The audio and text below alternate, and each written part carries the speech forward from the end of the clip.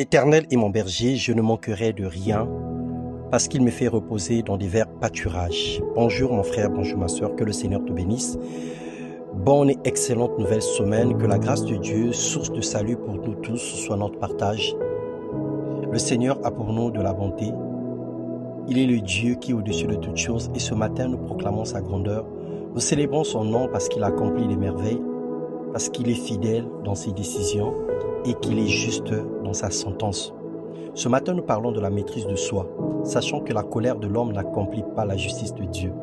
Dans Jacques, le chapitre 1, le verset 20 et le verset 21, la Bible déclare « Sachez-le, mes frères bien-aimés, ainsi que tout homme soit prompt à écouter et lent à parler, lent à se mettre en colère, car la colère de l'homme n'accomplit pas la justice de Dieu. C'est pourquoi, rejetant toute souillure et tout excès de malice, recevez avec douceur la parole qui a été plantée en vous et qui peut sauver vos âmes.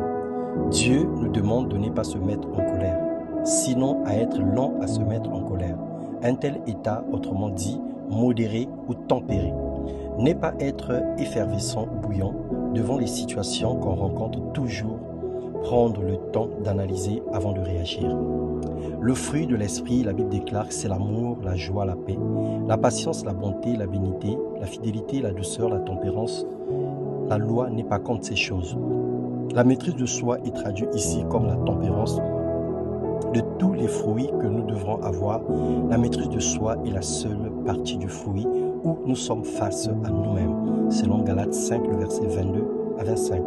Les premiers aspects du fruit de l'esprit orientent nos pensées vers Dieu.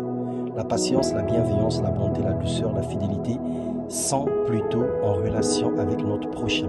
La maîtrise de soi est une force intérieure produite par le Saint-Esprit qui nous permet de vivre avec sagesse et modération.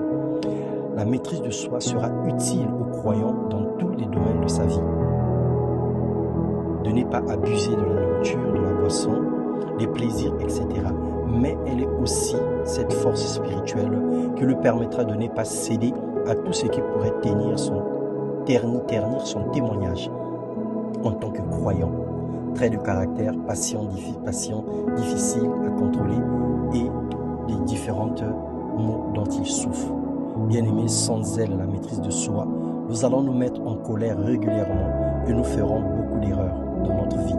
Ne pas répondre ou réagir à toute provocation n'est pas un signe de faiblesse, ni même une lâcheté. Nous avons la nature de Dieu et nous recommande d'être doux et pacifique. Notre témoignage en dépend. Que Dieu vous bénisse et vous accorde sa grâce. Que le Seigneur accomplisse ses desseins bienveillants dans nos vies.